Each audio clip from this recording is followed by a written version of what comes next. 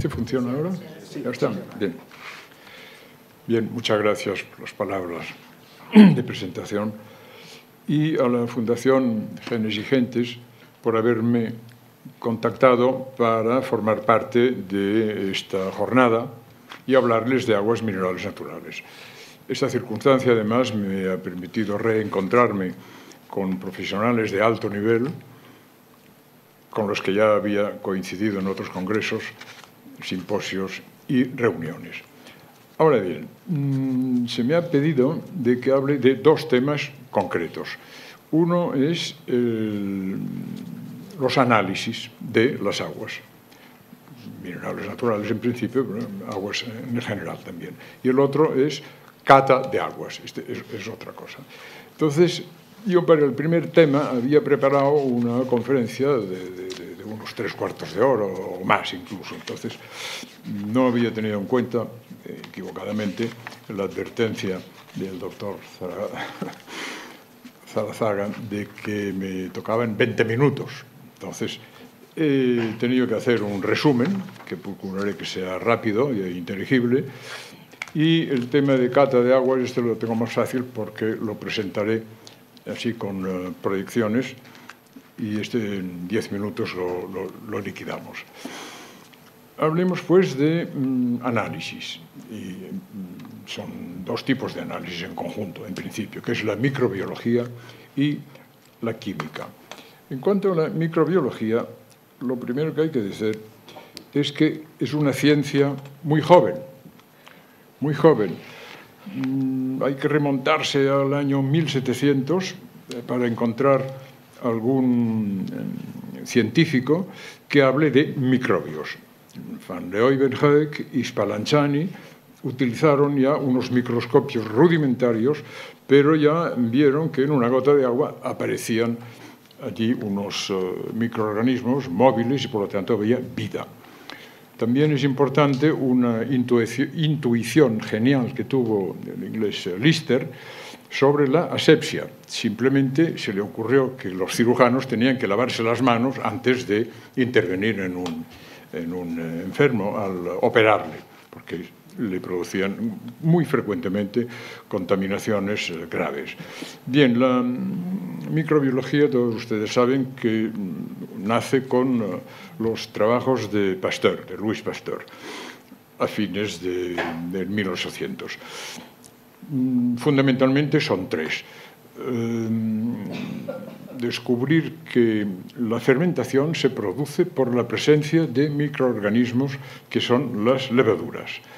Otro fue el estudio de la vacunación antirrábica. Por primera vez en la historia se consiguió esto. Y otro muy importante fue, por su parte, negar la generación espontánea. Todavía había científicos que en aquellos años, y fíjense que es muy cercano todo esto, defendían la idea de la generación espontánea. Citaré unos cuantos nombres: Robert Koch, que descubrió el Mycobacterium tuberculosis, y ya aplicaciones de la microbiología. Las sulfamidas, por Tomac, Salto, la penicilina, por Fleming, y Chain, al que tuve la suerte de conocerle personalmente en un congreso, que es el que estableció la fórmula de la penicilina, porque Fleming no la sabía. Hay también el tema de la microbiología alimentaria, muy propia del Instituto Pasteur, y especialmente de la microbiología del agua.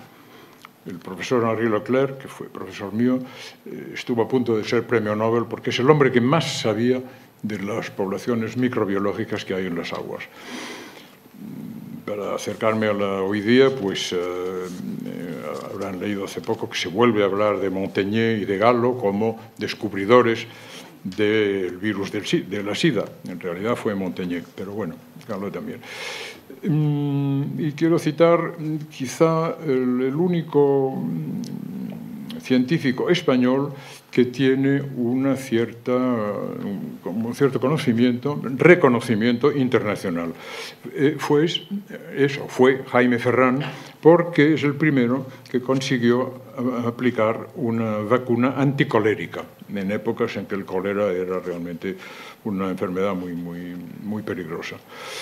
Una fecha les da la idea de que esto de la microbiología es una cosa muy cercana todavía. La Sociedad Española de Microbiología se fundó en 1946, o sea, casi un poco más de 100 años, sino menos de 100 años.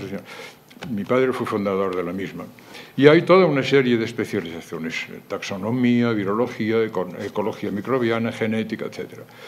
En cuanto a los análisis, se basan en la sensibilidad de los microorganismos, de las bacterias y de los hongos, a ciertos productos, que se utilizan estos productos en los medios de cultivo. Y los microorganismos son sensibles a estos productos en unas condiciones especiales de tiempo y de temperatura. De esta manera se consigue aislarlos y conocer.